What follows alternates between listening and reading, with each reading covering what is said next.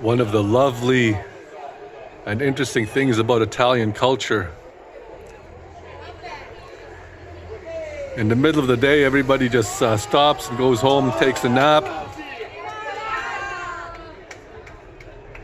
And then they stay out late, well into the night, along with their kids and their families, and they go for nice long walks and gather together and have dinner.